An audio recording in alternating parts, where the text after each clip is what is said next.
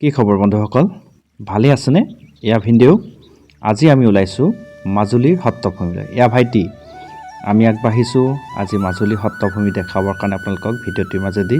বাইদেউসকলে এয়া শিক্ষক শিক্ষয়িত্ৰী ছাত্ৰ ছাত্ৰীসকলৰ লগত আজি আগবাঢ়িছোঁ আমি মাজুলী সত্ৰভূমিলৈ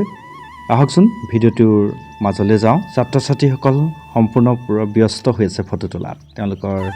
ফটো উঠাৰ আগ্ৰহটো বহুত বেছি গতিকে সিহঁতে ফটো উঠিছে সেলফি উঠিছে আৰু মই ভিডিঅ' কৰিছোঁ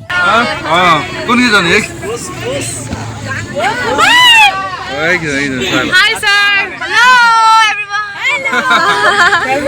everyone. এনেদৰে আনন্দৰ মাজে মাজে পালোহি আমি এয়া বগীবিল দলং যিয়ে ধেমাজি জিলাৰ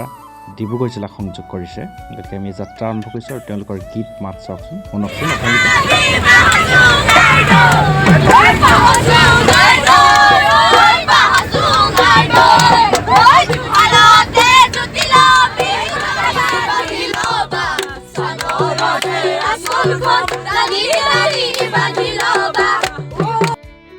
আমাৰ ছাত্ৰ ছাত্ৰীসকল পঢ়াৰ লগতে গীত মাত নৃত্যটো আছে এওঁলোক পাৰদৰ্শিতা খুব আছে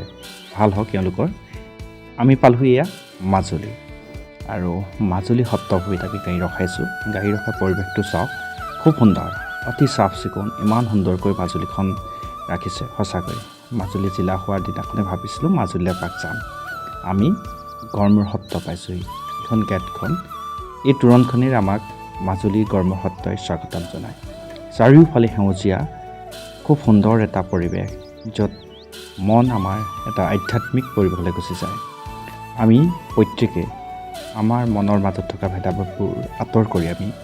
সমন্বয়ৰ বাটে যাতে বুটলিব পাৰোঁ তাৰ এক উৎকৃষ্ট উদাহৰণ এয়া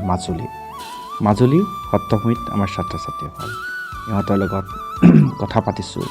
ফটো উঠিছোঁ আৰু মই এনেদৰে যাত্ৰা আৰম্ভ কৰিছোঁ গড়মূৰ সত্ৰলৈ তামোল পাণ লৈ লৈছোঁ পানী বটলটো হাতত লৈ খোজকাঢ়িছোঁ মই আজি এয়া পাঞ্জাবী কুৰ্তা আৰু ধুতি গামোচা লৈ নিজৰ আধ্যাত্মিক স্থানলৈ বুলি ৰাওনা হৈছোঁ যি দেখিছোঁ দেখা পাওঁ আপোনালোকৰ ভিডিঅ'টোৰ মাজতে মই দেখাই যাম গতিকে আপোনালোকে মই ভাবোঁ ভিডিঅ'টো শেষলৈকে চাব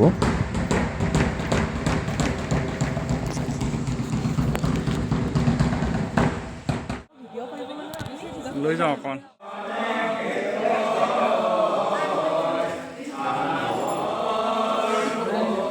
আমাৰ ছাত্ৰ ছাত্ৰীসকলে গড়মূৰ সত্ৰৰ ভিতৰতে সেৱা কৰিছে ধূপ ধূনা চাকি বন্তি জ্বলাইছে ময়ো জ্বলালোঁ চাকি বন্তি যাতে আমাৰ অসমখনৰ আমাৰ সমাজখন সকলো যাতে শান্তি হওক এই গড়মূৰ সত্ৰটো প্ৰতিষ্ঠা কৰিছিল আহোম স্বৰ্গদেউ জয়ধ্বজ সিংহই তেওঁ জগন্নাথৰ পৰা বংশী গোপালৰ মূৰ্তি আনি এই গড়মূৰ সত্ৰটো তেওঁ প্ৰতিষ্ঠা কৰিছিল এই গড়মূৰ সত্ৰৰে প্ৰথম